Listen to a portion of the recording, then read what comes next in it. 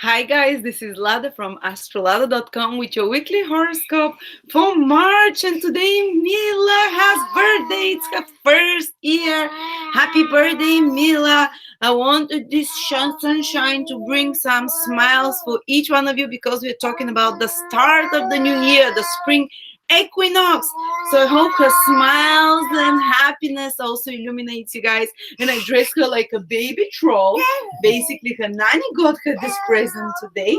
And that's funny because it epitomizes her sun and ascendant sign so well, because her sun is Pisces. So something magical creature, and her ascendant is Sagittarius. Which have the, they're a bit gypsy-like, and they're a bit crazy, and they're funny, and they're happy. And she's a little troll today, and she's setting a new bar for all trolls, all internet trolls. I want you to be happy trolls, Mila says. No negative trolling from us. Only positive, happy trolling all over the internet. That's my wish for the new year. Thank you so much, Mila. And Mila is reminding you guys that you can have access to a free transit calendar, which I've developed for you to check all your personal transits, not this general prediction. And that now we have written monthly horoscopes for the 12 signs, 200 to 300 pages, and you can get this only for $7 from my website. If you prefer to read with everything, it's like a textbook, guys. I've developed it with my teacher. Even after the month is over, you can just use it for all the descriptions and meanings there. It's definitely like a book that we've written for you, so check those two out. And now, bye-bye, Mila. Show your whole shoot. Bye-bye, Mila. Say bye-bye to all the good trolls there. We want good trolls only. Gypsy Mila, bye. And let's start. Thank you. Oh, wow. She was in a happy mood. So this week is very special, guys. Why is that? Because this is the spring equinox. Basically, this is the 20th of March is when the sun crosses from the northern hemisphere towards from the southern hemisphere, starts moving towards the northern one. And, last week I was telling you, and that's very important, pivotal time of the year. And the last time I did the video, I was telling you that the ancient people, they considered the new moon before the spring equinox, the new moon before the spring equinox as the start of the new year. And then I started researching and digging more and thinking, and I was like, why do we consider the spring equinox as the start of the new year as astrologers nowadays, as modern astrologers in the last 2,000 years? But why did astrologers 2,000 years before us consider the new moon before the spring equinox as the start of the year? It's within about a few days or a week or two difference, basically. And so many things came up, and this is, when you watch my videos, you hear things you'll never read or hear anywhere else. And it's not because I'm more intelligent than others. It's because I have many astrological backgrounds of at least 10 different astrological schools and eras and epochs. So I can connect the dots together, and I can extract conclusions for you. So remember that 2 weeks ago I told you the new moon is the start when the skies are aligned and open, and when the feelings are imprinted for the next 12 months. Feelings and intentions and desires, and where you can draw from the invisible world resources. And I realized that this is and the sun, when the sun crosses now on the 20th into the northern hemisphere, it's basically spring equinox here in the northern part of the world, while for Australians it's going to be autumn equinox, and people in the southern part of the world. But why is it considered now is the start of the year? Because the sun starts moving northwards from the ecliptic. And just like a human has a body, like a head and legs the same way, they consider that the poles show the direction of the head and the legs of the planet Earth. So the moment the sun starts moving towards the northern hemisphere, it crosses the ecliptic towards the northern hemisphere, visually as we think. This is when it starts moving towards the head of the planet, basically, for the next, 6 months. And that's why Even though it might be autumn in the other half of the world, which are in the southern hemisphere, it's still considered to be the start of the year because the sun is heading north. And north is where the gods live. North is where the light energy lives. So this is the start. We're starting to move the sun towards the light, towards the sphere of the gods, as they say, which is considered north, and that's why it's the start of the new year for everyone, even if it's autumn starting for you guys. But how is it these two different? Why the ancient culture considered the new moon, and we now consider the sun moving into the ancient considered the new moon before that, before the spring equinox, while we consider the equinox itself, because they use lunar calendars and we use solar calendars. That's the difference. And because our society is more masculine and solar nowadays, while theirs was much more feminine. Remember, 2,000-3,000 years ago, it was matriarchy. Well, maybe longer than 3,000-4,000 actually. 3,000-4,000 ago, women were had as much power, and they were much more about the softer side, the spiritual side. Everyone had spiritual skills and abilities back then, and it doesn't matter, we're not going to that lesson, but they were basing all their calendars on the moon, while we're basing on the sun. They were more softer, feminine quality societies. They lived in tribes. They were connected by blood. They were connected by families. The family unit was most important, while nowadays we're much more masculine. And in ancient astrology, actually, the new moon before the birth of a baby, which is exactly the same as the new moon before the birthday of the new year, the birthday of the planet, which is always on the first day of the spring equinox, which is on the 20th of March every year. So the new moon before that, the people, in ancient astrology, sorry, Mercury is retrograde, so I'm a bit all over the place, and it's in Pisces, and it's square Jupiter, so I might be jumping around because my mind is foggy as well, and it's square my Neptune. So the new moon before a person was born in ancient astrology was considered a very important point. It was called syzygy, and it was given the same importance and points as the sun, the moon, and the ascendant of a person. They added the syzygy, which was the new moon or the lunation before you were born.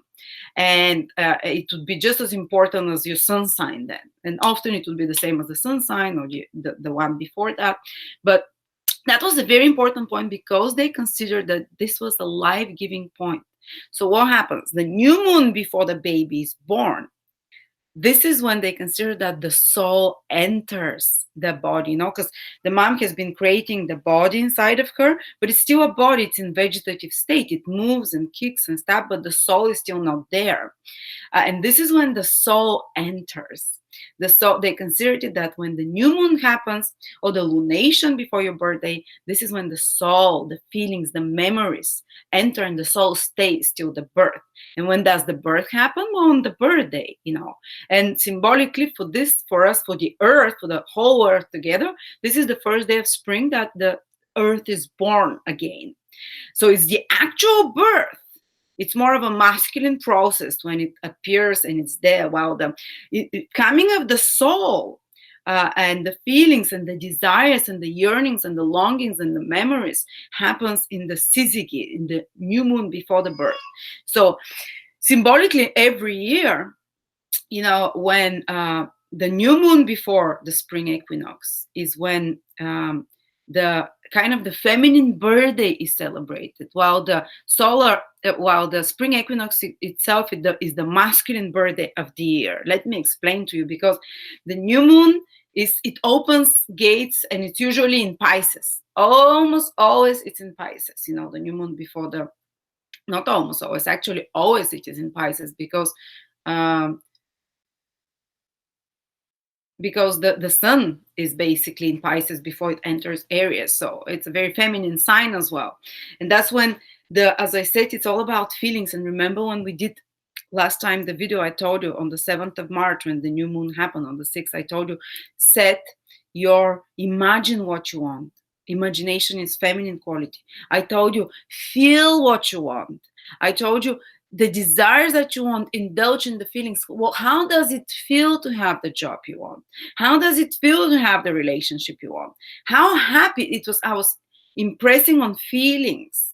I was impressing on visualization, on imagining, on feeling yourself happy, not allowing negative feelings inside of you, because when this alignment happens, the new moon before the solar equinox, the spring equinox, sorry, is when feelings are the ones that, are imprinted for the next 12 months, with the desires, with the manifestations that can happen after that. And the moon is feminine. So the new moon before the spring equinox attracts things to us. The feminine energy attracts, while masculine energy goes and gets what it wants. So that's why we did vision boards 2 weeks ago, around that time, less than 2 weeks, like a week ago. We did visualizations. We set desires. We thought what we want. We were focused on feelings and on attracting those things and how they felt. And we're focused on positive feelings, because also during the new moon before solar spring equinox, if you're fearful, if you have negative feelings, you're gonna attract that for the next 12 months. So I told you, scare away all negative thoughts.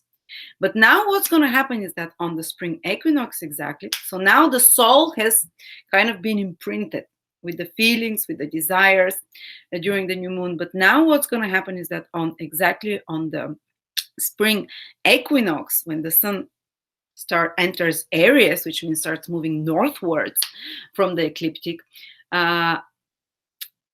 we're going to do a masculine initiation ritual.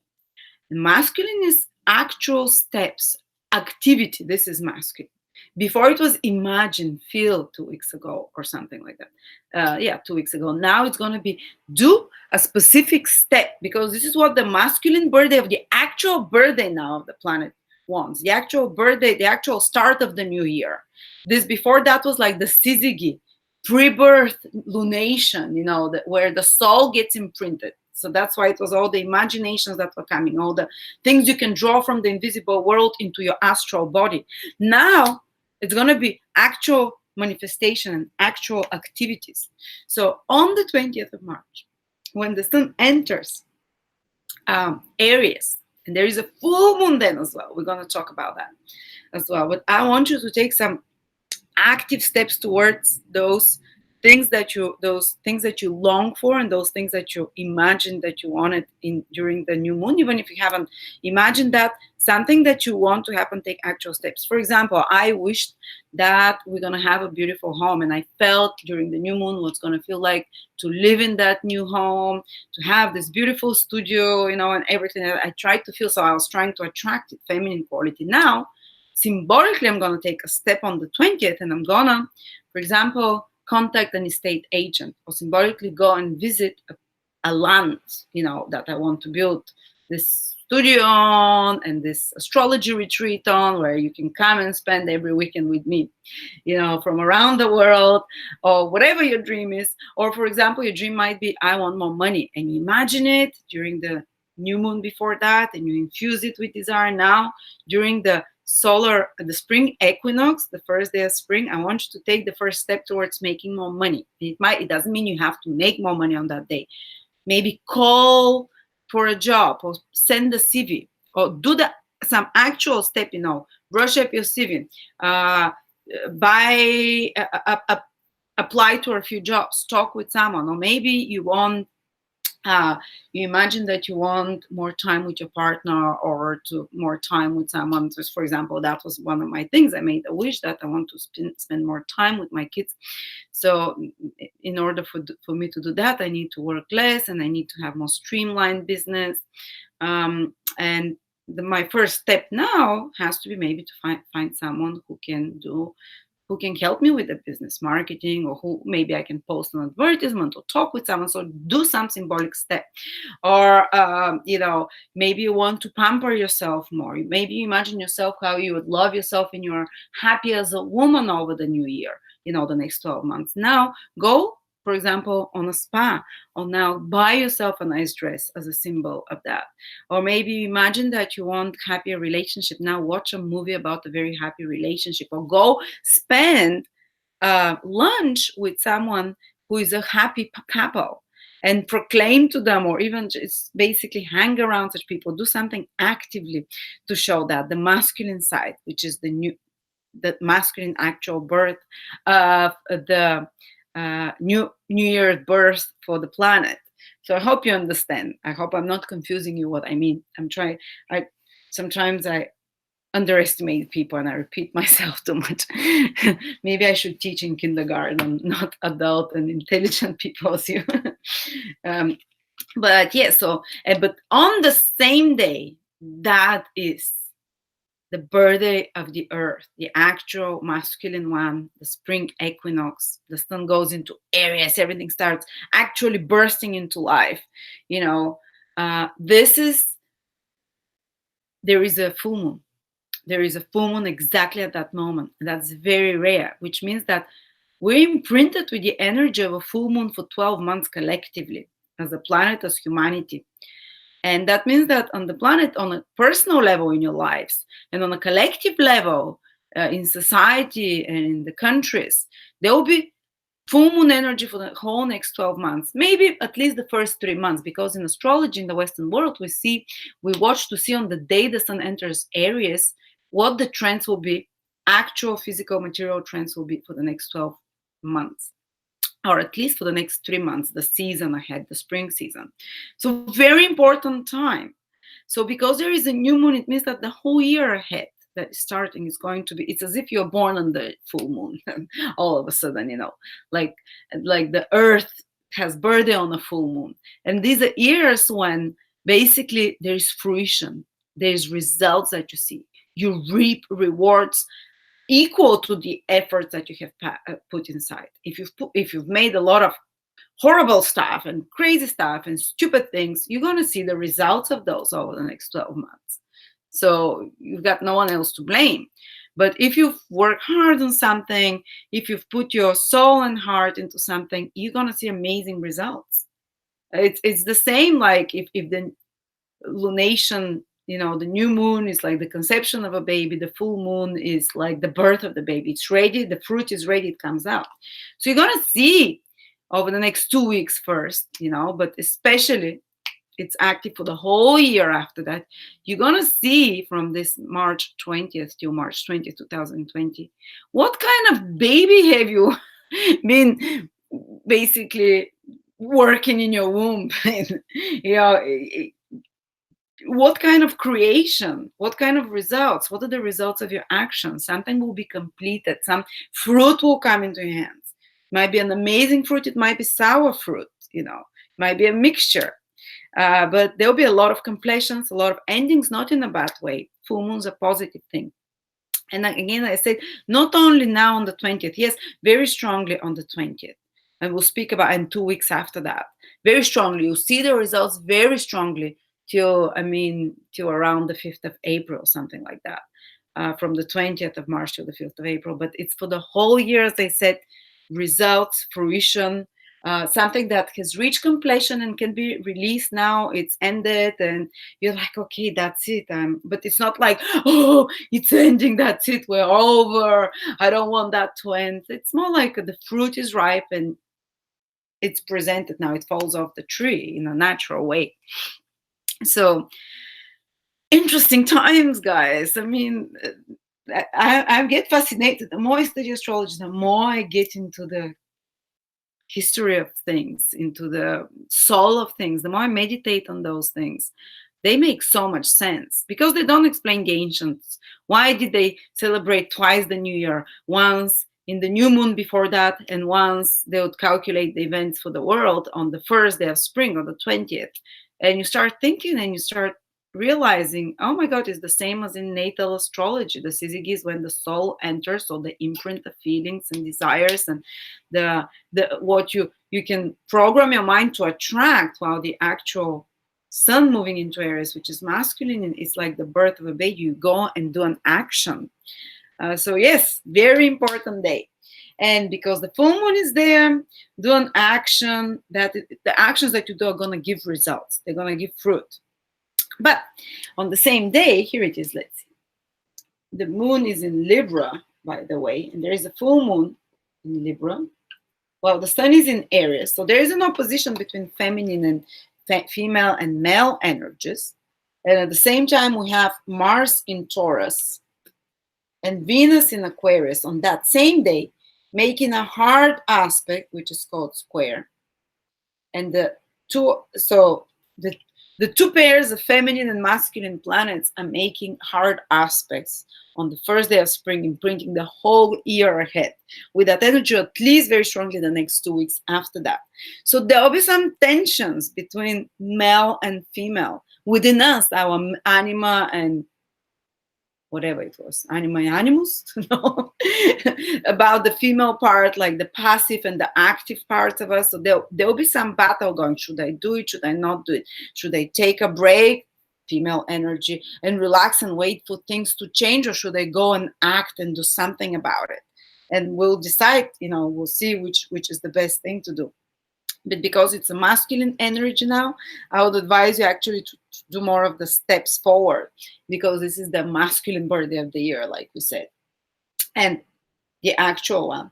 And so there will be some tension. You can see over the next 2 weeks that men and women are in a little bit of a funk, especially if you're in a relationship that is already in some stress area. This full moon in Libra is going to illuminate it. It's going to show off where there are some things that are not, it's just this tension will be increased. Because Libra is the sign of relationships after all as well. And there is opposition between female, male, moon, sun. And so there will be a spotlight put on, and especially because on the same day of the full moon, the first day of the year, there is the Sun and Venus hard aspect. Men are from Mars, women are from Venus. You'll feel that very strongly on that day and the next 2 weeks after that, and the whole year around. So it will be a year where we have to resolve some relationship problems. And we can have completion as well, taking a relationship this year to the next level. It's much more possible because the whole year collectively is under the influence of full moon in Libra. So resolving conflicts in relationships, taking it into the next level, and achieving harmony. And that can be meant for countries as well, relationships between countries, between nations, but first there might be an escalation of that problem. But we have so much help to those difficult aspects, not to the new moon, not to the full moon, but to Venus at least. So first be careful next week, around the 20th and onwards for 2 weeks. Women might feel more irritable. Venus is all women generally. They might feel more stressed, especially younger women or women that are, that consider themselves beautiful or anything, or people generally that under the influence of Venus, Libras, Tauruses, or artists, or people of music, people of that cook food, people that are about the taste, the beauty, the design, they might find themselves with some kind of tension happening, some stress, that they have to resolve. But there is help, because Venus, this difficult aspect, is relieved by a sextile from Jupiter in Sagittarius, which is fantastic. And even Mars is receiving a white sextile trine, from Saturn in Capricorn, but the one between Venus and Jupiter is the strongest. So what happens? There is some tension, maybe a tension with you in a relationship, Venus, Mars. You might be fighting for something with someone, someone who's, it might be the same sex relationships, it might be business relationship, it might be a personal relationship. Because Venus and Mars, I think it's going to be more like personal relationship, couples, but it might be just like a man and a woman in a business partnership, or it might be a friendship where one is more passive, another one is more active, even if they're from the same sex. So there is a clash that happens, some blockage. And it might be very much because of values that you're fighting. One thing is valuable. Mars is in Taurus, what we value, and that person is willing to fight for what they value. So I want to eat in this restaurant, this is the food, or that's what I want to eat, or these are the clothes I want to buy. And the other partner says, that's unfair, because Venus is all about fairness. This is unfair on me. This is unfair. Why should your values be always the more important? But there might be some clash of values, and you might feel, even if it's not in relationships, that something is being unfair. That something aggravates you, frustrates you. Mars frustrates Venus, annoys her, because something is unfair. Something is not like it has, like something is done in a more, in a way that clashes with what you consider valuable or fair. And there might be even arguments between people for money. Mars is in the Taurus, the sign of money. Venus is agreement, cooperation, and Mars challenges because of some values, financial situations, something to do with an agreement. It challenges an agreement or harmony in a relationship because of money, for example, or spending.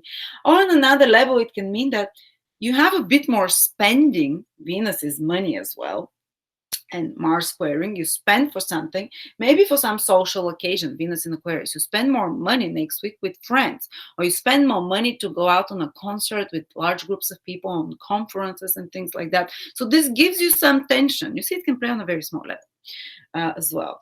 But there is something that helps, and that's Jupiter sextile from Sagittarius. So what helps us come out over the next 2 weeks from conflictual situations and resolve problems between people? Well, when the fighting happens, especially the women will feel like to take the higher road, to be more noble and to be more generous and more forgiving. Jupiter is forgiving. And Jupiter in Sagittarius sees the higher picture and meaning, so stops being petty. So kind of has a philosophical outlook. And it's kind of almost like the woman will make like, I'll be the bigger person. So, whatever, I forgive you, let's move on. And that's what helps and saves that difficult situation. Women are more forgiving, more kind. They see the goodness in that. They see the silver lining in that. They see the higher purpose. They might receive advice from a well-meaning friend or benefactor or a teacher. They might read something inspirational that allows them to let it go. Even if it's not women, it might be just that there is some inner tension within you because you had to spend money on something, or because something irritated you, and because something that you want to spend money on something, or that you want to do something, but at the same time you think that it's not the right thing. There's some inner conflict inside of you that's stressing you, and that's, you can resolve it by, again, reading something inspirational, Jupiter, asking advice of someone wise and knowledgeable, Jupiter, by being kinder on yourself, or a good person can help you as well in some way. And even if you have to spend money on something, say you have to spend money, Venus square Mars, spend money, some expenditure on something. This ultimately has a good reason, maybe to expand your horizon, Jupiter in Sagittarius expansion, you'll learn something from you. It might be good, even if it's a bit stressful for you now. So even if you have to make some investment or some spending over the whole year, after that, it can lead to more, to some growth, to expansion. Or you might, for example, have to spend money on some social event. Venus in Aquarius, Aquarius is social. Venus is money. Or maybe on some kind of reaching larger audience. Aquarius is to reach audience, fans, to clients, publicity as well. Aquarius to reach large groups of people. If you have to spend on that, well, ultimately that will expand your influence, Jupiter. That will lead to some opportunities. Or you might have to spend to go to some party or something, but it can lead to some good opportunities or points of view. It can play out in different ways, but eventually there is help there. And as I said, one is more forgiving and more gentle, while the masculine energy, they have a trine from Capricorn here, Saturn in Capricorn. So because they'll be more rational and thinking, okay, this is all blowing out of proportions, it's getting silly, let's keep calm, let's keep our head cool. It's not practical and reasonable to do that now. While the woman says, okay, I'm forgiving, I'm loving, I'm the bigger person, let this go. There is a higher purpose for this. Women being the, while men are doing it for more practical reasons, or unless you're a Mars ruled woman, such, like Aries, Scorpio, Sun, Moon, rising, you might be the one doing those Mars actions. But, there is tension there around this new moon. But at the same time, it imprints full moon on the first day of the year, but imprints the whole year with those themes that I talked about. So the next 2 weeks, you'll feel it very strongly, but it's for the whole year ahead. So some tension you have to resolve. There is a help there, and you see where it comes from. It can come from spiritual guidance, from reading something inspirational, this Jupiter, from practical considerations, Saturn, and to kind of smooth those things out. And don't forget, Mercury continues to be retrograde.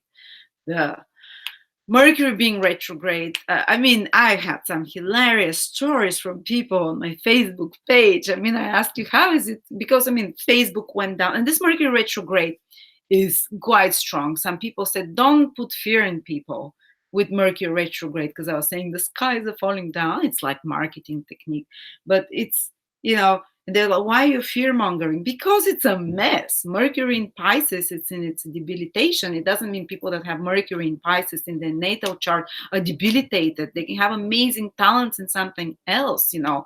They can be highly imaginative, and they can be highly amazing marketers, and they can weave magic with their words. But on the facts and things, always there's some problem there. On the facts, on the details, Mercury in Pisces, it's lost there. And when it's retrograde and it's invisible at the same time, and it's at the same time square Jupiter, we're totally missing the point of details. We're totally forgetting. The mind is foggy in Pisces. You know, so I've been so foggy and a bit, and people saying, I feel like I'm HDAD. Others, someone wrote the phone. I said, what happened to you? She said, I put my hands backwards, you know, not backwards, but inside out.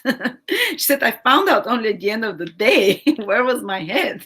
Or another person was saying that they go to work with the same bus every day, and for the last 1 week, the bus keeps forgetting to stop at their bus stop.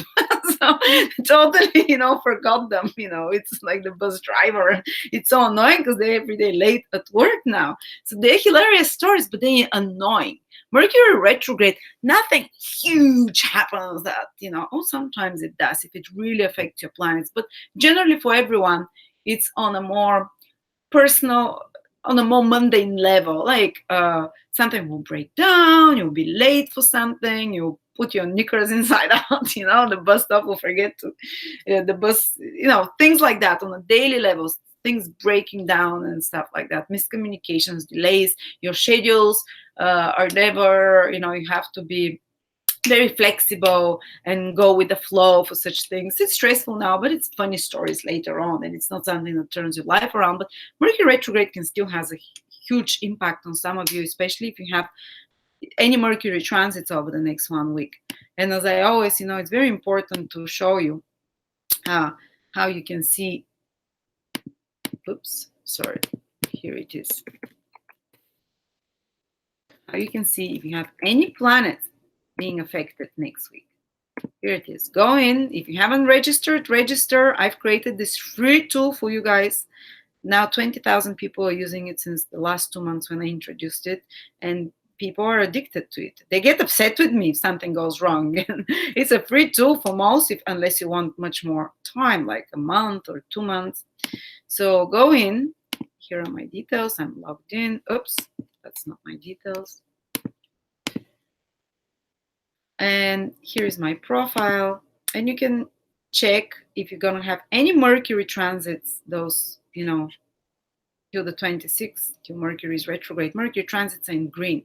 So you see I have a Mercury transit now. So my mind is a mess.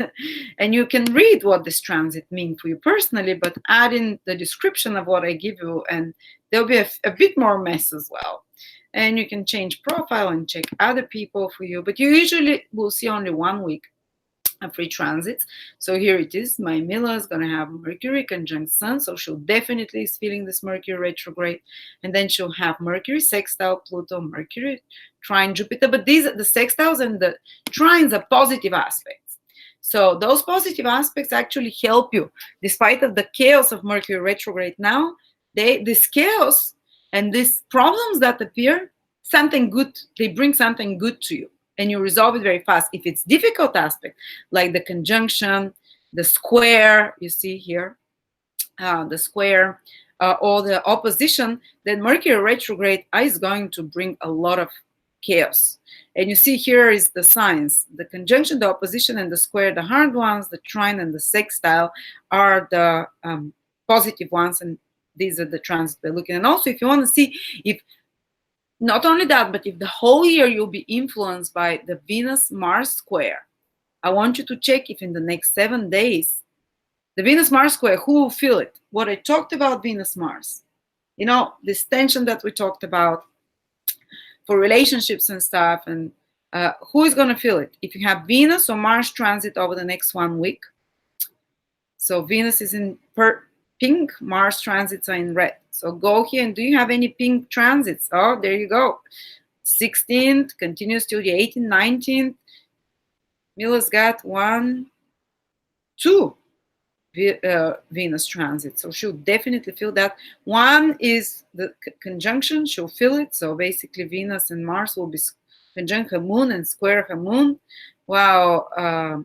And there is another hard one, Venus square Jupiter. So she will, and you can read what it means for you personally, plus add what I told you about Venus square Mars happening currently in the sky.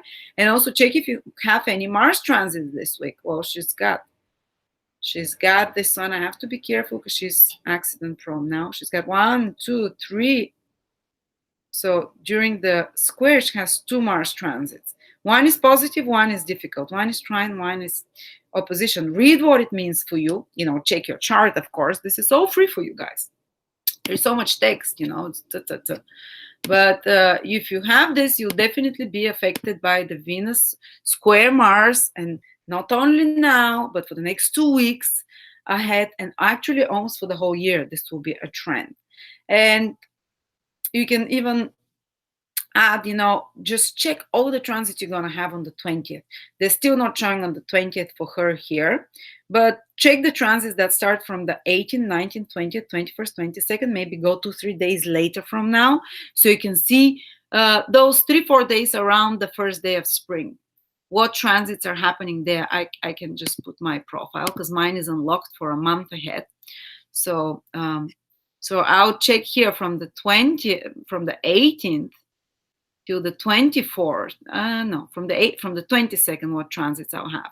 So the better transits you have, you'll be dealing with those good things throughout the whole year. If you have some difficult transits, you know, you might be dealing with that. You know, you have to take it into consideration. I seem to have amazing transits.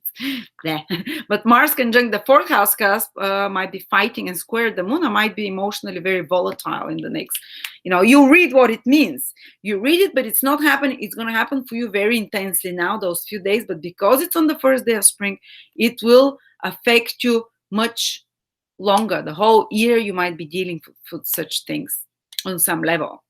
But I have so many helpful aspects, because the aspects that are lower, look how much longer they are. They're very powerful. So there is a lot of the upper higher transits. They're short-lived and they're weaker, but they kind of get imprinted for 12 months, while the longer transits can help you a lot. So check this out for your horoscope, guys. You know, this thing that I'm doing is quite general for you, for everyone that I'm doing, and then I give you sign by sign. But it is important, and check if the full moon is affecting you in some way, because the full moon is happening on the first day of spring. So is there any sun transits in your horoscope? This full moon gets so strongly imprinted for you, so you're the one that if the sun is making square or opposition very strongly, you'll feel the fruition, the completion of something coming to an end, or seeing the results of it. If it's trine or sextile, it's going to be much gentler, easier. You know, the square and the opposition, the conjunction, if you see of the sun that week happening during that week, it's a bit more tense, but again, very important here in regards to some area in your life that is coming to fruition and completion. Yeah, so read what it is, or what the planet is and what it means in your life. If it's Venus, it's relationships or money. If it's Jupiter, is beliefs and opportunities. If it's the sun, is your career, important man. If it's Mars, is your initiative, your drive, accidents, you know, Saturn, concrete structures, older people and stuff like that. All right. That is the full moon in Libra. Focus on relationships, something that's fulfilled, that comes to a completion. And we're going to very quickly mention about each of the 12 signs, what it is that, you know, this full moon will bring and imprint you for the whole year, and give you an advice what actions to take in some way, you know, because it's the first day of the new year. You have to take some action symbolically. And because the full moon falls In Libra, I would advise you to take some action in regards to that area of your horoscope. So for Aries, Sun, Moon, or Rising, especially Rising, it's in your seventh house, this full moon. Take an action. It's going to imprint you for the next 12 months, basically, in regards to relationships or partnership. Symbolically, do you want to partner with someone, or you're unsatisfied with partnership? Go and speak about this person, write them an email or later contact them, take some active step. This is the first day of spring action. So relationships will be on the focus for you for about 2 weeks, maybe for the whole year. Very important. Something will come to a completion. Good results can come from a business partnership. Some good results, but of course, Mars is square Venus. Mars is your first house ruler. Venus is your seventh house ruler. There will be tension in relationships for you. But again, you can bring it. There is a way out. I spoke in the beginning of the video how it happens. Actually, your partners might be the ones that bring you some, even if this tension is there, they can bring you some wealth. Jupiter, they can bring you some ability to grow, to see the higher picture. Some opportunity as well for expansion. Your partner can be the one that forgives more, while you might be the more practical as Mars, that is saying, okay, let's be more practical and down to earth about that and cool our head a little bit. But if there are some tensions, they might be about money or friendships and relationship and social circles and values, But definitely the focus with this full moon and for the whole year almost, because it's imprinted on the first day of the spring, is relationships. And for example, I'm Aries, so there'll be an amazing partnership that is starting 2 weeks after that. For me, I'm so excited to present this person to you. I mean, I'm a fan of hers. I'm like in love with her. I listen to her lectures all the time. I'm so excited. So hopefully it's not gonna be, it's gonna piss off a lot of women. You'll see, because she's a very controversial person. It's gonna piss off a lot of people. She's somewhat something special and amazing. So so focus on relationships, focus on partnerships that culminate, doing activity with someone. So on the first day of spring, take some action towards what you want your relationships to be like. It might be symbolic, but actual, not just imagine what your relationships want to be like, or what your business partnership or your relationship with clients, what kind of clients. Just go and approach or target with an advertisement such, audience or something like that, or just take your partner for dinner, whatever it is that you want to in regards to relationships, to set as a trend for the next 12 months to it. Then if you're Taurus, the full moon is going to fall and set the trends for the next 12 months, not 2 weeks very powerfully, but whole year, in your sixth house. So there can be completions and fruitions and seeing the results of some project at work, for example. They might be like the fulfillment of some job. Sometimes even it can indicate that they can be some seeing results of some project, or it can be the fruitions and the payback from some work you've been doing, or it might be seeing the results of something that you've been doing about your health. And for example, you can release a disease, for example, now, or if you've been really mistreating your body, you might see that now your body is, it becomes a focus for the next 12 months, your health, how to take care of your health, how to eat. It's a big sign that something you have not been doing right till now. So the whole year is imprinted with the theme of health, taking care of your routines, and improving them. This is very important that you try to do this. And also the sixth house is the house of employees. They might be, if you're a manager of someone, they might be the fruition coming to results of some projects with them, or maybe finding and hiring someone that you've started the process with, or seeing the results of them helping you. Or even if you've been trying to get a job, they can be the results now of finally getting a job in some way.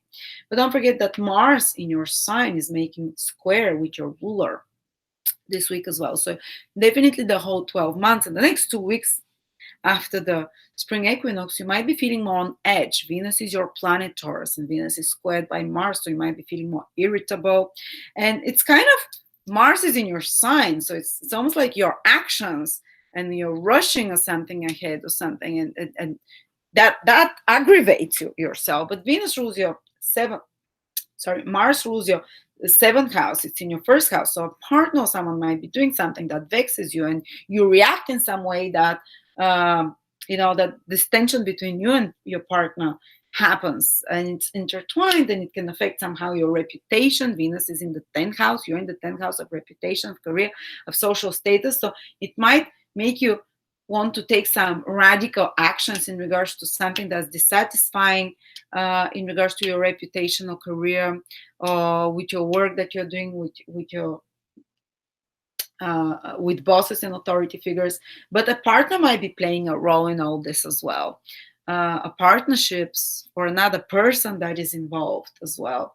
And if you don't want to destabilize your social status or marriage or relationships, of course, there is help towards Venus. And because you're Venus, Venus is receiving sextile from Jupiter, you take the high road, and you take, maybe you can also think about, you take the high road, and you kind of forgive more, and you're the higher person, let's say, and you're the kind of person, and you have the higher perspective.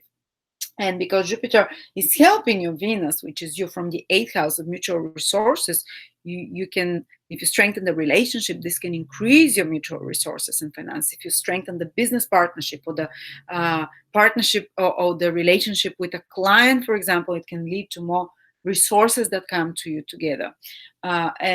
Or you might decide to mitigate and to smooth out a relationship if there is some tensions because of your mutual interests, 8th house, or because of your mutual resources and finances in some way. All right. If you are Gemini, the full moon, which marks the beginning of the year, is happening in your, and I forgot to say for Taurus, guys, if you're Taurus and if you want a new job, for example, or if you want to improve something in your job, take the active steps now. On the 20th, or the day before or after of March, maybe send out CVs, or maybe fix something in your job, or maybe talk about that with someone, or if there is something in regards to your work or your health, take the first step. For example, that day don't eat sugar, if it's sugar you want to eliminate, or that day go to the gym, or something like that, to set the trend for the next 12 months in regards to health, in regards to your work routines. If you're Gemini, the full moon that sets the tone for the next 12 months, not only the next 2 weeks, is going to be in your 5th house. So there can be the fruition and the results, and seeing the results of things connected to your love life, for example. Your love life can take the next level, or something might be completed, and the fruit might be sour, and you might have to release it in some way, but something will be completed, and the fruit that it gives can be great, or it can be a bit not so great. Or some creative project you might be completing, it comes into fruition. Maybe you complete a website, maybe you complete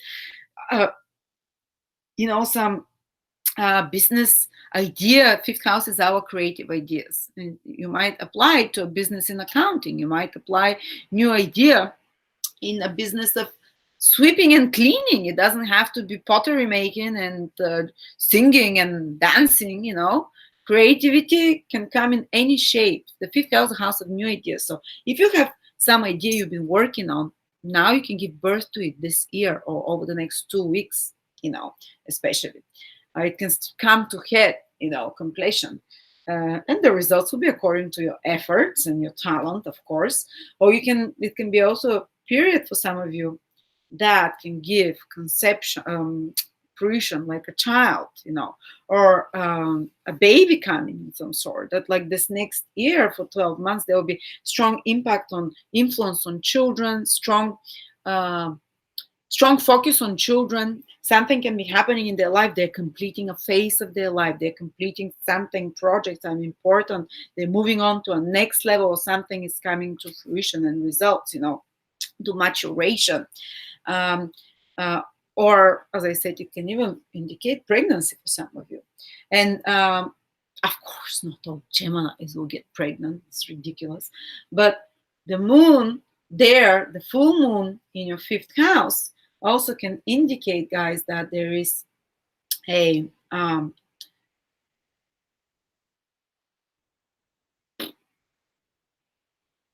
I don't know.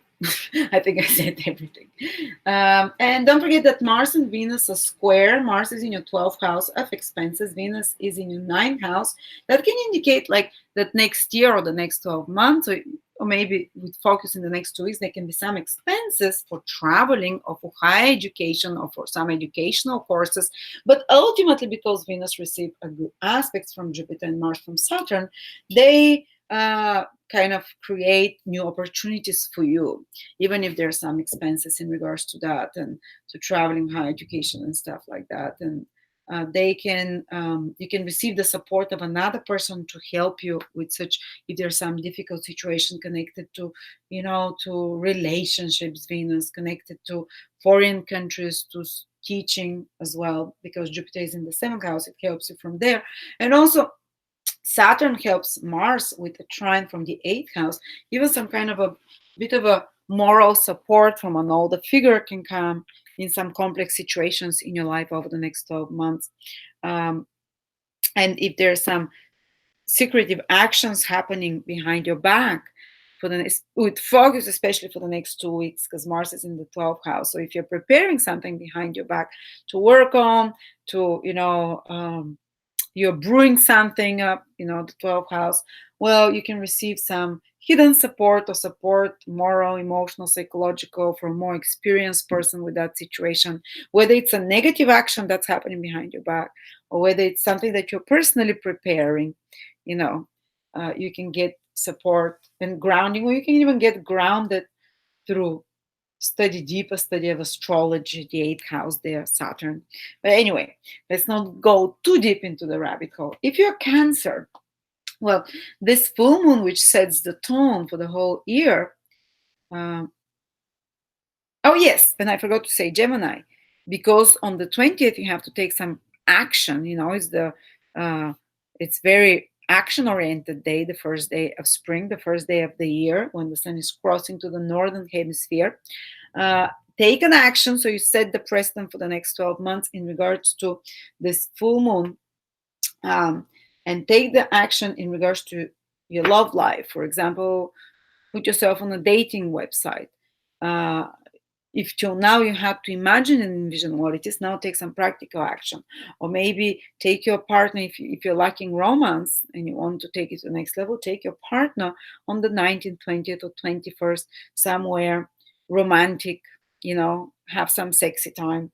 Or if you want some wish for your child, for example, if you want your child to be better at socializing, whatever, take them playing somewhere, whatever your goal you have in regards to the 5th house. If you have some creative thing, you want to write a book, creative idea, for example, or some other creative thing, even if you can't sit up and write it, then write the title, start it, or you want to paint a picture, you want to learn to play a piano. 5th house is hobbies and talents that we have. Do the first thing, or you want to do a new website, new creative project, or you want to complete some creative project, do now do something, work on it a little bit, whatever you want connected to this 5th house to manifest. Take a step in regards to it, something at least symbolic but actual. If you're Cancer, the full moon, which marks the beginning of the whole year, is in your 4th house. So there'll be a focus for the next 2 weeks and the whole year almost on your relationships at home with family. As if you're not all about that already. So they can be the fruition and some big major developments that happen in regards to changing place of living, family, property, maybe finally seeing the results if you're being a house completing, or completing this year some kind of fixing around the home, or finding a place, or whatever it is that you've been wanting to do. It's not a new thing that comes suddenly to you. It's not like you've been sitting there and you love where you live and suddenly this year you'll be like, oh, I'm gonna move. It's going to be something like, I've been wanting that for some time, because the full moon, things are set into motion already. They have been desired or worked on, and then you see the results. So some changes happening with place of living. Some of you might gain a home. Some of you might be able to sell a home. So, and improve relationships with family. But because it's a full moon, there might be some tension, and because there is the ruler of the fourth house, Venus is square Mars, first problems can escalate with family, more tension, more arguments, a lot more activities, obstacles to overcome, but there is help there because Venus that rules the full moon receives a sextile from Jupiter, so you can receive help uh, by taking the high road, you know, there is a way out of those arguments or tensions around your home or problems around your home. There is support that comes, if something is broken in your home, Jupiter helps, and that stresses you. Jupiter, so you hire someone that's really good, Jupiter in the sixth house, to hire someone that's very good that fixes that problem or that does whatever you has to be done around your home and solves those issues, um, and um,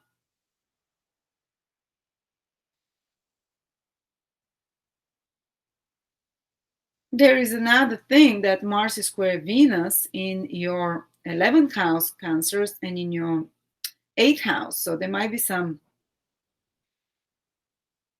power struggles with friends that happen for the next 2 weeks, especially female friends. Or because of secrets that create some tension that are connected to friends, or that are connected to some social activity that can come, or mutual resources and finances can clash. There can be some problem or argument in your family, for example. Venus rules the fourth house in regards to spending for social activities or for your mutual spending and finances. So pay attention to those things. Or some lover spats can happen because Venus is square Mars around the 20th, and that can imprint, a bit further. Okay, and now, not only set intentions, but the full moon on the first day of spring, I want you to take some practical action towards getting whatever you want in regards to your home and personal life. Maybe just call an estate agent, maybe call someone who needs to do something around your home, maybe plant that first tree in your garden, whatever you want to do around the home. Maybe speak with your wife or husband, or maybe call someone for a new place or whatever, or a new estate agent to sell your place. Whatever changes you want and fruitions and completions and good results in regards to property, estate, family, security, place of living, belonging, do it around the start. Okay, if you're Leo, the full moon sets the tone for the whole year in your third house. So there will be important developments in regards to siblings, with relatives, with co-workers, teammates. That might turn out to be a year very rich and full, like the full moon, in lots of social contacts, collaborations, in travels, short travels to and fro, in a lot of commercial activities, administrative work, mental tasks and work, a lot of busyness in the head. You can see this, some kind of commercial project coming to a completion, or seeing the results of it, or some kind of marketing or advertising campaign. It's good time for such activities, basically. Yes, it might be stressful, Venus is square Mars, and especially the next 2 weeks is very good time for such things because of this full moon. You can see the results of some, advertising, marketing, the results of some teamwork that you've done, the results of some administrative work, the results of some skills that you're learning. This, and the whole year ahead, you can feel like you can see results you might be called to use to the full potential of your ability, your skills, to demonstrate communication, to talk in front of people, to organize and plan meetings and all such kind of stuff. They become very active, and there's focus for the next 2 weeks on those, but for the whole year ahead. And there can be some tensions because the rule of the third house, Venus is square Mars, and arguments and stuff like that. But your good nature, Jupiter in the fifth house, and your good karma saves the situations, or good spirits, Jupiter in the fifth house, like you're in a good mood and you let it go, and you're the larger person, or you go have fun, and that releases some tension. So if you're having some tension this week, if something's stressing you and it's upsetting you, and in the next 2 weeks, and even remember for the whole year ahead, because I said it's happening on the first day of spring, it's imprinting for 12 months. Remember to go and have fun, or remember go spend some time with your children. If you have Jupiter in the fifth house, is that they can give you a higher perspective, or help you detach and kind of forgive, or just go paint the town red, dance, or go and do your hobby, or go and do something you really love. This is what's going to help you, have some jolly times or go on a date. And if there are some tensions happening, you see, Mars is in your 10th house of career on the first day of spring. Venus is in your 7th house of relationships and it's receiving a square aspect. So if there are some tensions between you and partners, especially tensions in regards to career, in regards to social status, that can affect your whole image, that can, or maybe, you know, some collaborators or partners and authority figures, there's some tension and fighting there, or clients and authority figures and bosses, or just your career projects um, and your relationships goals clash this week. You know, your relationship plans and work plans, there is some clash, there's some tension. There is a way out, even if there's some fight between you and such figures. If there is a fight between you and a spouse or a partner, or some sort of tension, go out on time, go on a date. Jupiter sextile, Venus in the 7th house of relationships from the 5th house of having fun and do something creative or enjoy yourself in some way, have some romantic time, drink some wine, Jupiter in Sagittarius expands, or do, or even some kind of, take a lecture. Jupiter is intellectual, is about wisdom. Listen to some, on YouTube. There's so many videos about relationship, and like Tony Robbins, good relationship, Abraham Hicks, something like that, inspirational, can break you out of a funk if you're arguing with a client, with a partner, with a relationship partner of some sort, collaborator. And Mars in your 10th house of career is also receiving 10, it's activated, but it receives good aspects from Saturn in your 6th house, which means that even if some tension is happening with bosses, with career, what helps is common sense, and what helps is your ability, your desire to keep the status quo, and your desire to, and your being willing to work hard, and to keep your stability at work in some sort, that this is what's going to help you stabilize that situation. And if there's some problem, and even if there's some very demanding project happening, because Mars in the 10th house is go, go, go, and have to do something, work, you find the strength and endurance. And that might be stressing your relationship because you have some big work stuff that are happening that is like, and you snap at your partner because don't have time, Leo. But Saturn in the 7th house, in the 6th house, sending trine to your Mars, says that despite of that, you're gonna pull through, you're gonna work hard, you're gonna keep your cool, and you're gonna complete the project. Yes, and despite of the pressure, you're gonna do that, and then you're gonna go on a date with your partner and smooth things over. All right. But these are important trends for the whole year, so not just the next week, Leo. So listen to this, because these things can happen throughout the year and their theme. If you're Virgo, oh, poor Mila. Please, guys, remember she has a beautiful nanny and her dad is there, so she's safe. Don't worry. It's okay, Virgo. Virgo, the full moon is in Virgo, sun, moon, or ascendant. The full moon that sets the tone for the whole year is in your 2nd house. So you can see the results in this year or the next 2 weeks as well, in particular with focus in regards to something material, financial. You can receive something. You can see the results of some financial efforts you've been making. But it's not something new. It's not a new financial streamline. It's something that you've either desired or wanted, that completes, that comes to you, that you're able to, to manifest. So you can gain something. It might be a present, it might be something like that, but there is a definite spotlight this year on your finances, Virgo. And there is a definite, as a trend, because it's happening on the first day of spring. In the next 2 weeks, you might be completing something financial, changing something there, and there might be some tensions between your finances and resources and those of your partner, those of your business partner, those of your clients. What is mine, what is yours? There can be some tension that has to be resolved there, because the ruler of the 2nd house of money is opposite the ruler of the 8th house. Mars is square the ruler of the 8th house. So of other people's resources. So you might have to be solving dilemmas this year, Virgos, that are the next 12 months that are regarding, and especially the next 2 weeks, that are regarding mine versus yours. Uh, what I own, how much I give emotionally or psychologically, how much do you give? Like valuing and appreciate and those things, or how much I give my clients, how much they pay me back. You're evaluating such matters. Oh my God. And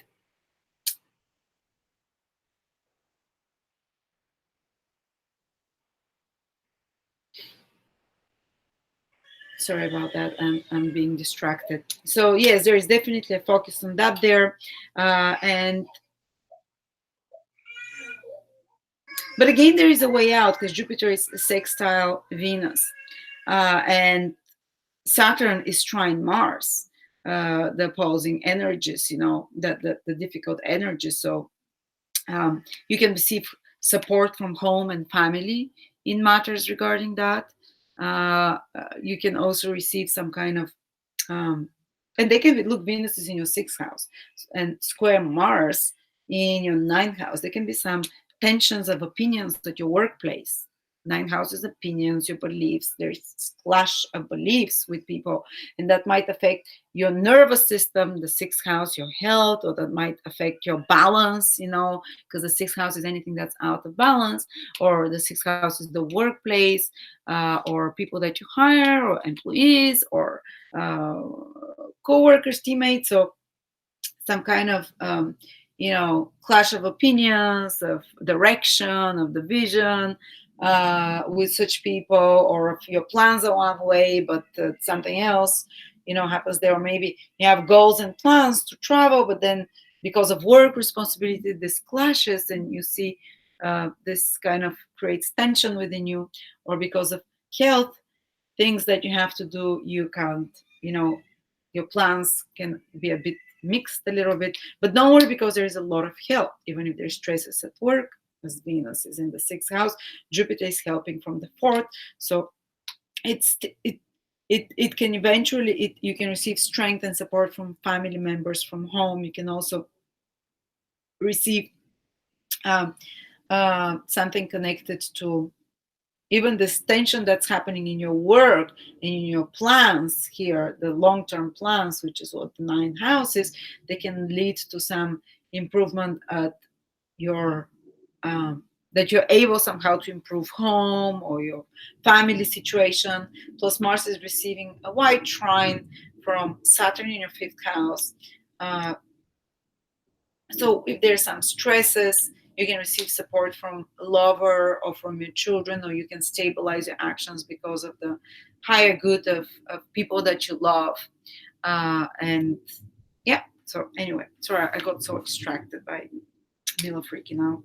All right, so then we have the moon, which is in Libra, which is Libra, sorry. We have Libra.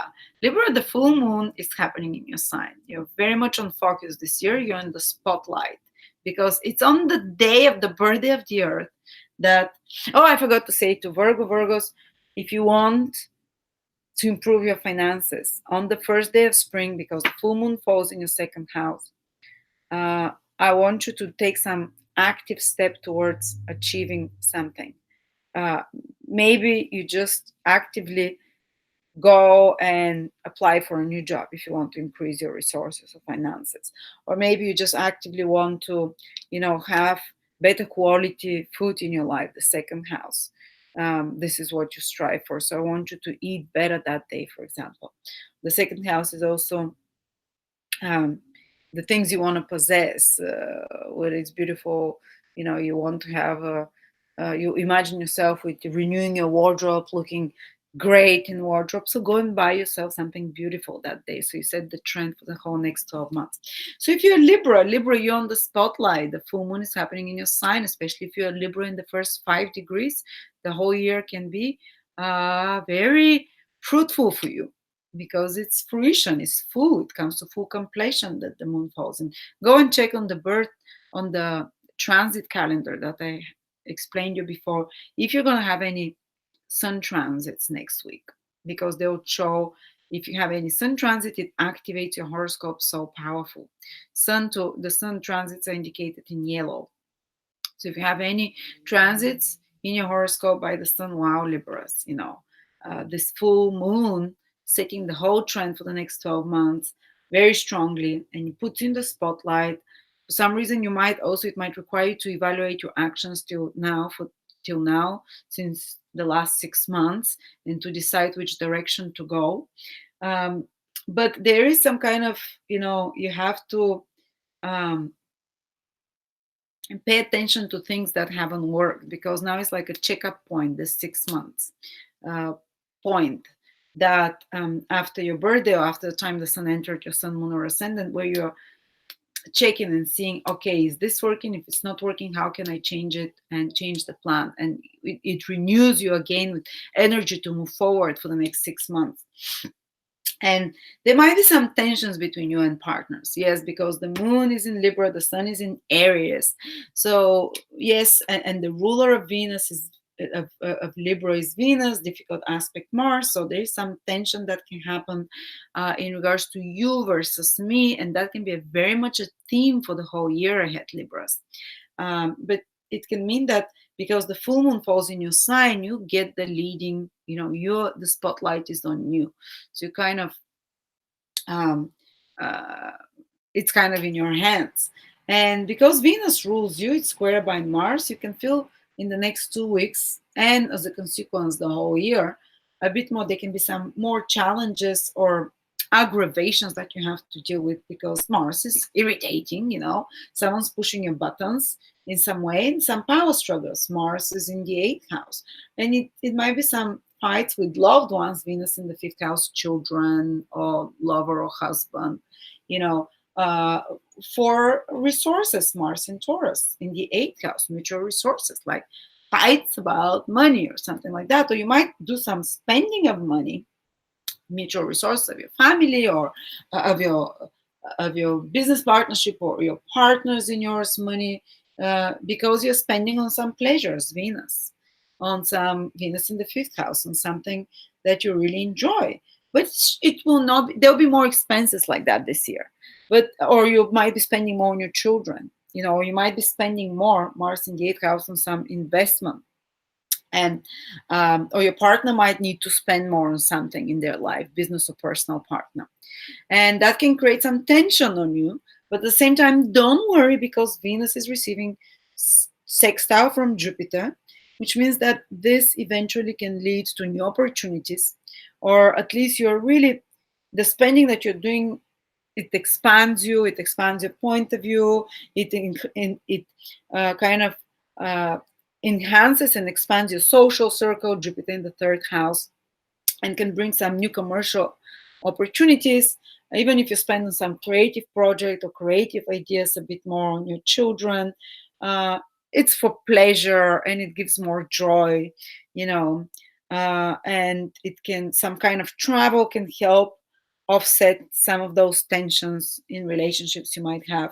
Jupiter in the 3rd house is travel. And Saturn also in your 4th house is helping Mars. So I would say, like, your partner's good sense of, because Mars is your partner, the ruler of the 7th house, is receiving help from Saturn. So your partners or colleagues, or not colleagues, but partners, business or personal, that you have, collaborators, the tension might be offset by their focus on social status, preserving the status quo, on their respectability, and their desire to work hard and to fix things. This is also Saturnian in energy. So yeah, there is ways out, and their common sense, or your family can help in some tension with partners, business, personal, people that are irritating you in some way, or some property can help with some financial issues that you're having, or family members can help with some financial, Mars in the 8th house, issues and stuff like that. Or you might make spending here, but the spending leads to stabilizing a home and property. All right, if you're a Scorpio, the Scorpio, this new year starts with your ruler Mars in the seventh house. Oh yeah, and I forgot to say, Libras, take some action. The full moon is in your sign. Take some action on the 20th of March in regards to what you want to achieve, because it's in your sign. You personally have to take this action. So for example, you want to have a new job, you want to have a new, or you want to have a more fulfilling, whatever it is, take the first step. It might be a symbolic one, but do some action. You want a better body, go that day to the gym. You want a new car, buy a car magazine and bring someone, even if you can't make the payment, or go for a test car drive, whatever it is. You want new appearance, maybe go and cut your hair that day. And if you are Scorpio, coming back to Scorpio, on that day, and the first day of spring Scorpio, that sets the tone of the year, Mars, your planet, is going to be in the seventh house. So it sets the focus a lot on relationships for Scorpio for the next 2 weeks in particular, but especially the whole year ahead.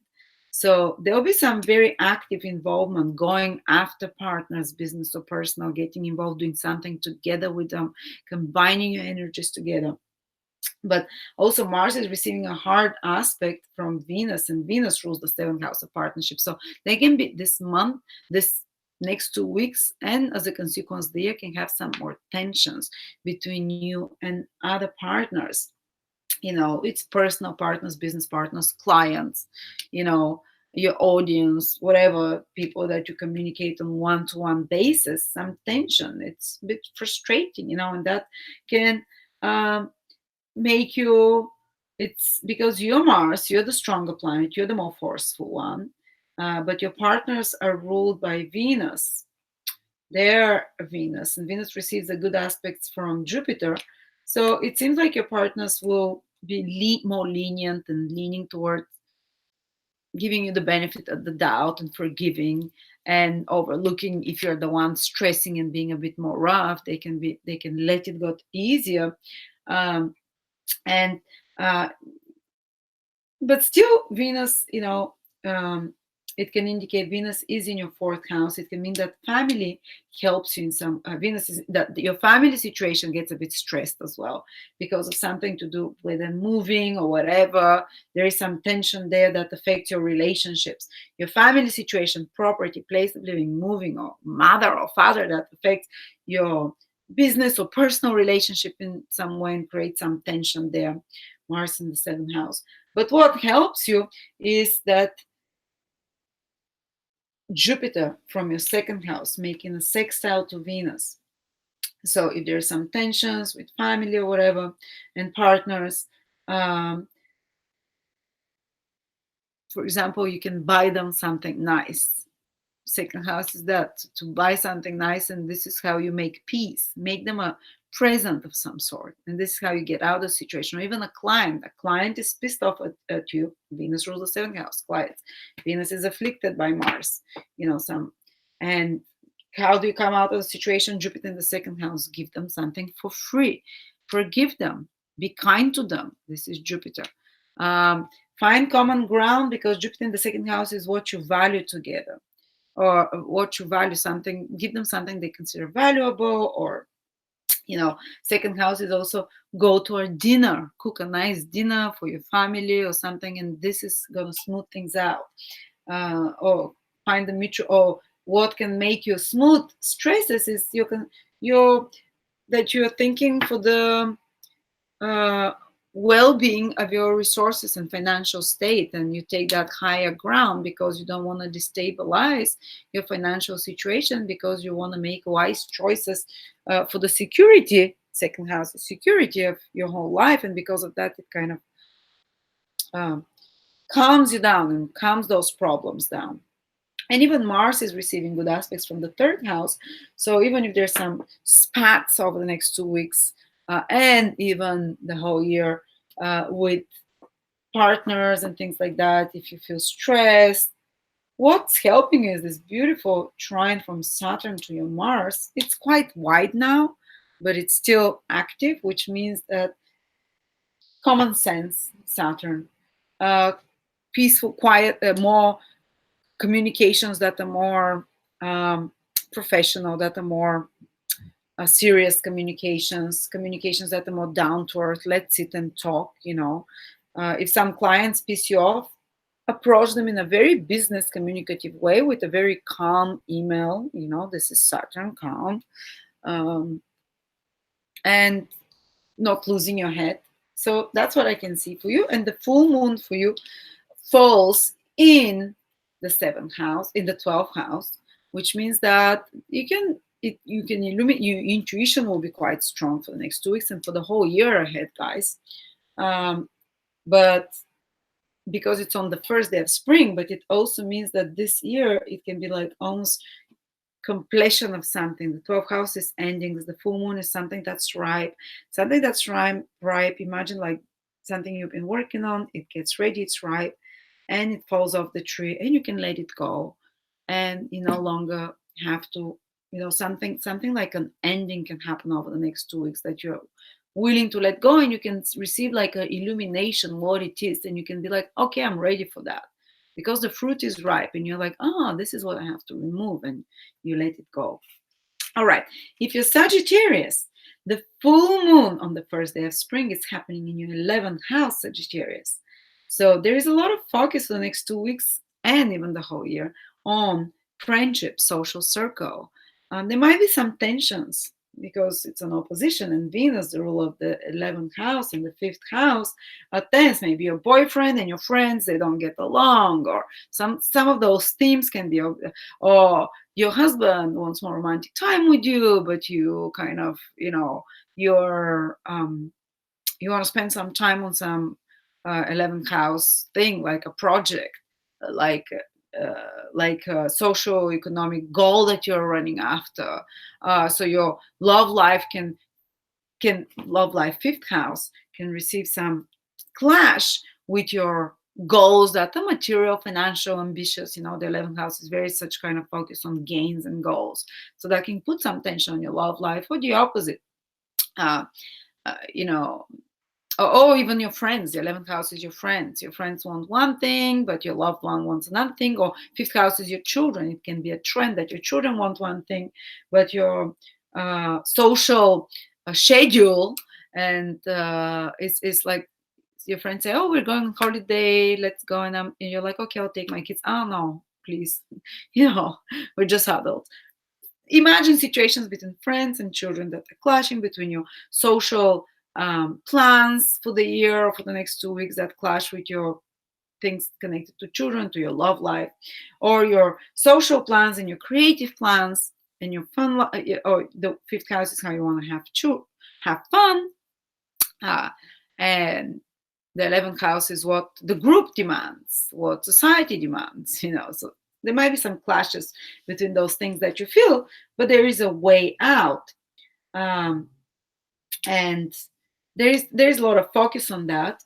But you might have to resolve those things. But also because it's a full moon, it gives you a lot of results. And I believe that over the next 2 weeks, a lot of people that are Sagittarius, Sun, Moon, or Ascendant can receive something, because the 11th house is gain and rewards, and the fruit is ready to fall off the tree now. You've been working on something, you can receive like news of a bonus, and that's for the whole year. So it can be year of fruitions, receiving a bonus, receiving some gain, receiving some project that dreams and wishes the 11th house, something that you dreamed and wished for. It can manifest and it can materialize, but it's something that you've been working on already, or that you've been thinking about already. It's not a totally new dream or wish, but such dream or wish, material and social economic, can come to fruition and can give its results and fruits, and can happen now. But as I said, the ruler of the where the full moon is happening, Venus, in the 11th house and the 5th house are in opposition, so those other themes can work out as well. And Venus is also square your Mars in the 6th, and Venus is in the 3rd.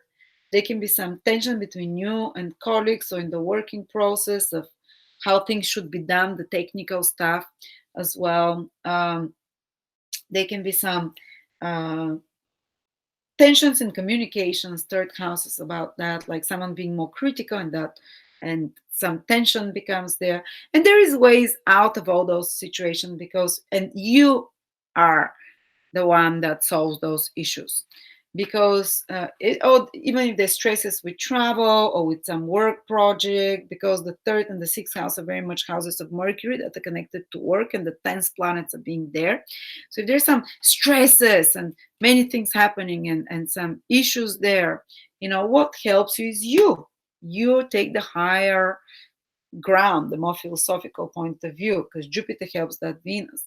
You kind of are more high-minded and more forgiving, and that helps you smooth relationships with siblings, with coworkers, teammates, workmates. If something stresses you, with other women friends in your life, and Venus rules your 11th house, you sort out problems between you and friends as well. uh, and and even it can lead to extra opportunities that come to you, because Jupiter is in the first house. And even Mars in your sixth house receives a good aspect from Saturn in your second house. So, um, whatever stresses there at work, they can lead to stabilization of resources and finances, Saturn in the second house. Or you can sort them out by thinking, and you can overcome them by thinking about keeping your financial security and stability. And that can be something that pushes you through those difficulties, that you need to create financial stability or to keep financial stability. So you have to push through those, extra efforts at work and in such environment. All right. So the next sign is Capricorn. Capricorn, for you, the full moon that happens on the first day of spring, it's happening in your 10th house. So they can be the fruition, seeing the results of something connected with your career for the next 2 weeks. The spotlight is on your career. You might be called to be in more public position, some role. You might be called to, you might be completing some work project, but it's the whole year is going to be impacted in some way. You might be, if you've been looking for a job, but it's something that you've been doing already, you've had as an idea that you want to get somewhere, to a new position or something, this can be the year that happens, because the full moon illuminates the 10th house of career and social status. And full moon is something that, you know, you've made efforts for already. It's not something totally new out of the blue that comes as a surprise and, oh, a new job, or you're fired because you're shit. But it's definitely, you can see the results in regards to something with career, something connected to institutions and authority figures that you've been hoping or trying to make happen. It can be illuminated for the next 2 weeks and give results, and actually for the whole year. But there is some tension that happens between your career and your family life, because the rulers of the 10th house of career, Venus, and the rulers of the fourth house, family, are in a difficult aspect, and the sun from the fourth is also making hard aspect to the moon in your 10th. So you have to there is tension next week and the next 2 weeks after that you have to balance between the needs of your private life, what are your personal needs, what you want to do, versus what the society expects from you, or your boss expects from you, or because of your duties and responsibilities at work, or maybe your family is getting restless or unhappy, because you are putting so much focus on work, and some tensions are happening there that you have to balance out. uh, and uh, uh, and or maybe you want to spend more time at home, but your boss is taking you away, or worldly responsibilities, and they can be resolved, of course, because Venus receives good aspects. uh, and actually Venus for you is in the second house, and Mars is in the fifth house, so there can be also some tensions in regards to your finances that you spend on pleasures. It's okay, you go have fun and spend something on pleasures. It's okay when this happens. So it might be expenses and some tensions that happen because of spending on a lover, or spending on something romantic, or spending on your children. Your children might be a bigger source of spending, or because you're spending on some creative project. Second house is money, where Venus is. It's kind of money is being a bit destabilized or stressed, or maybe there can be some tension and arguing because of spending that happens. But it happens because of fifth house things. Um, you know, whether to have fun or parties or creative project or some new idea or children or romantic life and dates. And there is something that saves this, though. Venus, Mars receives trine from Saturn, white trine, but still, and from Pluto in your first house. So that's you kind of, because you have it all together, and because you kind of, it's possibly even because it's supporting some some something that you want to achieve. That's why you do the spending, and you manage to excuse it. It's helping you with some new beginning. The first house is you. It's some new beginning on the way for you to present yourself in a nicer way. For example, it's helping you. And also what's helping maybe curtail some of those expenses is you taking kind of a more conservative action and being able to kind of control things a bit more in a typical Capricornian way. And Venus also receives good aspects in your second house from Jupiter. So even if you spend, it's good for your soul, Jupiter in your 12th house. Or it's for a higher purpose and a higher reason. Or it's kind of, if you're having some financial problems and tensions, consult the tarot cards, Jupiter in the 12th. High wisdom, your intuition. In a dream state, you can receive some advice or a counselor, spiritual guide, or it can indicate that the spending is happening, but it takes you on a nice holiday, Jupiter in the 12th house. And this nice holiday can really be good for your soul, for resting, so something good comes out of it. All right. All right. So if you're Aquarius, yes, and if you have any goals that you want fulfilled in regards to your career, where the full moon is happening on the first day of spring, when the full moon is, please do something proactive, like send a CV, like call a company, or if you want some career project, if you want to do some special career project, please do some kind of, activity. Do the first step in regards to if you want to be more in the public eye or have a promotion or something, all those 10 health things, Capricorn, please take the first step. You don't have to complete it then. Just symbolically take the first action. Go and speak with the boss, something like that. Or start it in some way, Okay, if you are Aquarius, Sun, Moon, or Ascendant, this full moon on the first day of spring at the start of this, falling in your 9th house, there is here it is from Aquarius in the 9th house. So there is a big focus for you, Aquarius, on 9th house matters, which means that for the next 2 weeks and for the whole year, it might be something to do with travels, arranging things. And because the full moon, something comes to fruition, to completion, you see the results of it, that you give the birth of that thing. It's not a new thing, but it's something that gives its results. So if something connected to higher education, like some educational course, pre-qualification, and especially in the next 2 weeks, it takes active preparations. It's just coming to a head, education, higher education, expanding your knowledge in some way, learning new things. And the whole year ahead is about that, Aquarius, because of this full moon illuminating there. The first day of spring, but especially the next 2 weeks. Or also some important matters with regards to your father or teacher figures, or if you're a teacher yourself, some teaching project, some educational project, some crash course or whatever, or that can come to fruition and you can see the results of that. Oh, okay, this is my first live seminar this year. That's 9th house, and I'm teaching. So this full moon in the 9th house there. Thank you, full moon. So the next 2 weeks, I'll probably be getting quite busy with those things, focus, but there is some tension as well, because and it's very much that year and the next 2 weeks are about your beliefs and expanding. And the moon is like those beliefs are going to, you've been changing your beliefs in some way. And the changing of those beliefs are going to start giving results. You're going to start seeing how reality is shifting and changing because you've changed your beliefs, and you're going to start seeing different results around you. And they can manifest the teacher, for example, if you've been wanting. You can manifest a spiritual discipline, a higher knowledge, deeper understanding of some sort. that you need. Inspiration, it can manifest some inspiration as well, or seeing the results of some inspirational thing you've been working on.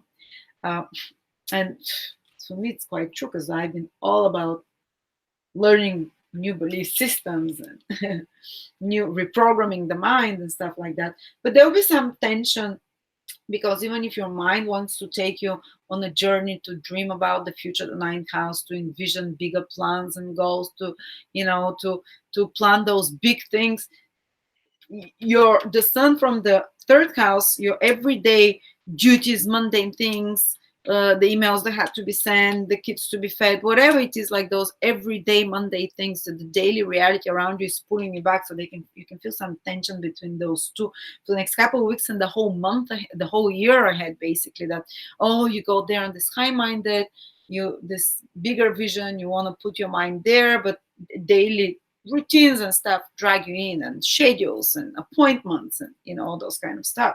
And there might be some tension between your opinions and those of others.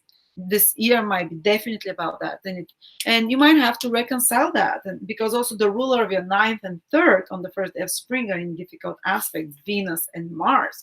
So this theme about my opinions, your opinions, big plans versus details, large goals versus everyday administrative tasks and responsibilities will be a theme for the year that kind of tenses you and stresses you to some extent, and you have to resolve it. And there is help, of course. Venus, your goals and high things, that was the ninth house, receives a good aspect from Jupiter, and that's your friends, social times, basically. They give you, and also you can forgive and let go of something that's stressing you and those tensions, because of your focus on the larger goal and plan, which is connected to attainment of some goals, socioeconomic and material goals. The 11th house connected to our material goals. And if you have some clash of beliefs or tensions and arguments with others, the third nine axis, this 11th house Jupiter saves us, and we take the higher ground and forgive, because for the purpose of the bigger, better good, for my socioeconomic goals, long-term goals, I'm going to let it go, or I'm going to resolve it. And also because the 11th house, also friends can help you in some tense situations if they happen this year. You're going to have friends, this year, Aquarius. Definitely a lot of acquaintances and support, because Jupiter is in your 11th house. They're there. So you can rely on them. But Venus, receiving the hard aspect, is in your first house. So you can feel like your peace and quiet is being disturbed now, next week, and for the next 2 weeks, and maybe as a consequence the whole year, because it's the start of the year. And that can be because of stresses from family. Mars is in the fourth house, because of responsibilities or efforts and energy you have to spend at home. And Venus is your desire to, is the rule of the ninth, is you're dreaming of a better, higher future, higher minded, the desire to study, to learn, to expand, to grow, to travel. But there might be some tension because of family, you can't do that, or responsibilities, or because of your place of living in some way, or stresses that come to you from there. And what helps you, but of course it shows that it's going to be very active 2 weeks, Mars in the fourth house, in regards to matters regarding property, home, place of living. Yes, you can be more irritable with family and close people, but what's helping you is Saturn, patience, consideration. You're Saturn, because Saturn rules Aquarius, is the traditional ruler. So kind of almost Saturn is in the 12th house. What's helping you is kind of keeping it quiet, zipping it. 12 houses to keep a low profile, and using control, and using kind of like self-control, that can help you. And Venus is receiving help from Jupiter, as I said. The higher goals that you have, the friends as well, and actually even if there are some stresses and even expenses, they can be because of of long-term goals that you're putting them towards. All right. So if you are, and if you want to now to this full moon on the first day of spring happening in the ninth house, if you have some future hopes, like not hopes, like visions, like long, like beautiful goals for the future, like ideals, or goals in regards to higher education or travel, do the steps now around the first on the first day of spring, on the 20th of March. Like maybe apply at this university, buy this course, start working on that teaching course or whatever it is you're doing, or start, if you have some ninth house dream, not dream, more like a vision, aspiration, uh, do some symbolic first step action in regards to that. All right. If you're Pisces, the full moon on the first day of the spring Pisces is happening in your eighth house. So that means that there will be a strong focus for the next 2 weeks on mutual resources and finances, on a lot of activity as well, on taxes, on insurances. And it might be a little bit stressful, or inheritances, eighth house is that. It might be a bit stressful because the sun from your second house of my money and the moon from the eighth house of money that I have to give away, or that are owed to me, or other people's money, there is some tension. So there might be, and the ruler of the second, my money, and the eighth, your money, are in difficult aspects, Venus and Mars. So there might be some tension that you have to deal with for the next 2 weeks, like in your partnerships, business or personal, in relationships with clients, or even if you go on a date, who pays the bill? Why do I give more? Who do gives? Why do I always pay the whole bill? Something like that. Who pays in more? Who gives in more? And it's not only about money as well. It can be about how do you contribute to this partnership and relationship.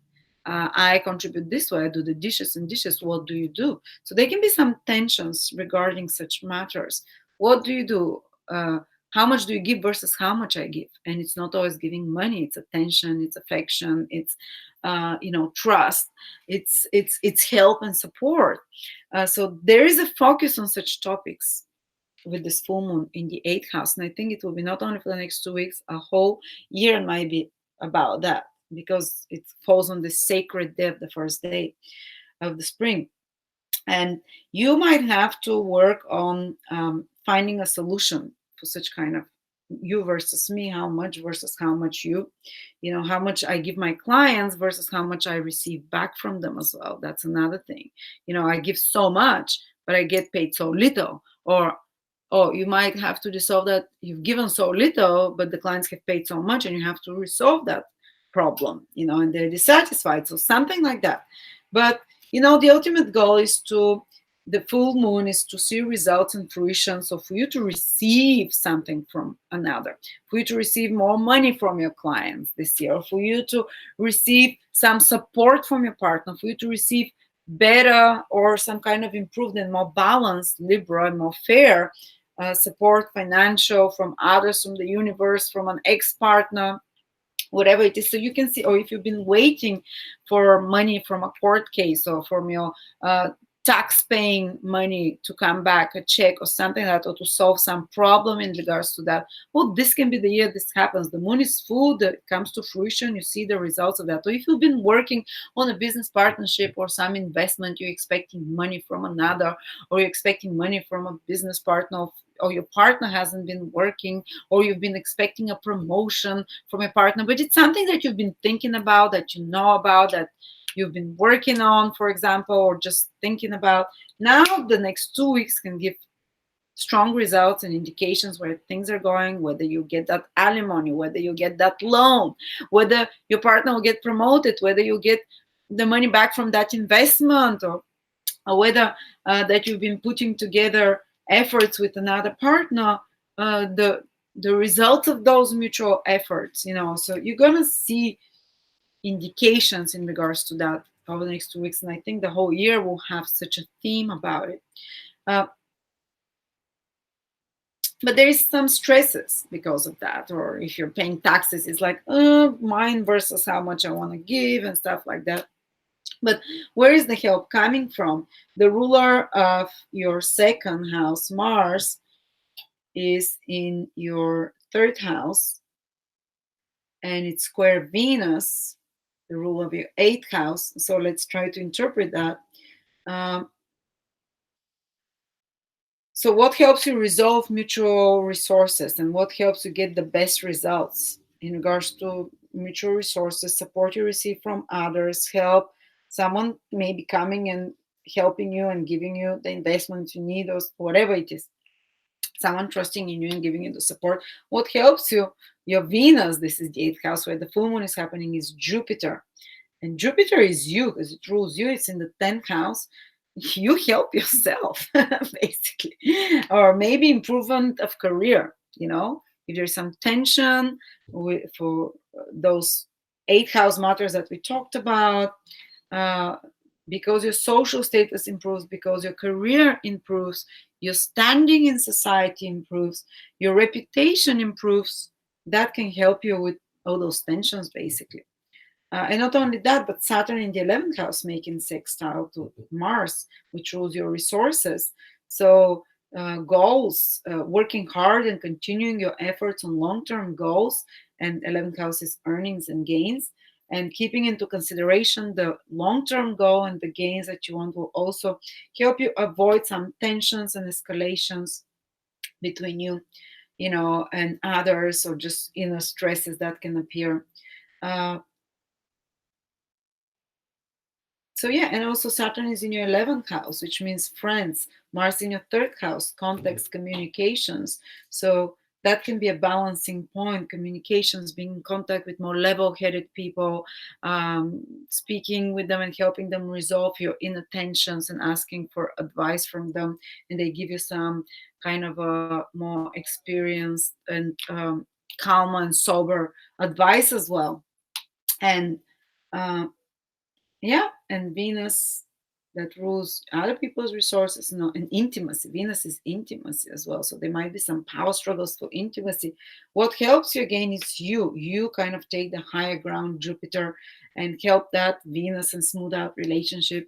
And because of you care about your social status, because you care about your reputation, and you care about your for the ultimate good of your reputation and career, you make those compromises. So you forgive or you resolve those issues that might be happening. Um, and actually, even if there are some tensions, actually they can lead to better social status for you eventually because of the good aspect of Jupiter. And even a boss figure, someone with authority, more experience, can help you in some way resolve conflicts and issues for you in the next 2 weeks, and even as a consequence the year. So there you go, guys. This is probably one of the longest predictions I've done. I hope that a lot of you watched at least the introductory part. Of course, you don't have to watch the 12 signs, just your sign. And I'll be very grateful if someone put tags, because it's Mila's birthday. I have to rush. I don't have time. I never have time to put annotations. I'm so grateful for those of you who can. Maybe one day I'll hire, I'll make my dream now, not dream, but I'll do the step on the first of day of spring that I want more help with work, and I want someone I can afford so I can spend more time with family and friends, so I don't have to do all the work all the time. But I'll do the first step towards that. But yes, I thank you so much for those of you who put the annotations. Thank you so much for being there. And yes, check your free transits and my written horoscopes. I'm so excited about that. If they don't take off, I'll stop them. But we put so much knowledge into that. I'm telling you, if you get each month for $7, and sometimes we make them $5 only, you're gonna have absolutely the written material for all transits, and they're the same in the natal horoscopes. The written material for all planetary configurations possible. It's going to be like a 12-volume book that I've written, and together with my teacher. Basically, her knowledge is like my knowledge. My knowledge is like hers. So yeah, check this out. Hoping that they take off, because they take so much work and so much effort. And if they don't, hopefully one day I'll end up writing a whole book. So anyway, thank you so much. I love you, and I will See you next week, and happy new year. Happy spring equinox, guys. May your wishes, may you take actions to fulfill your wishes, because now you're the active force. So thank you.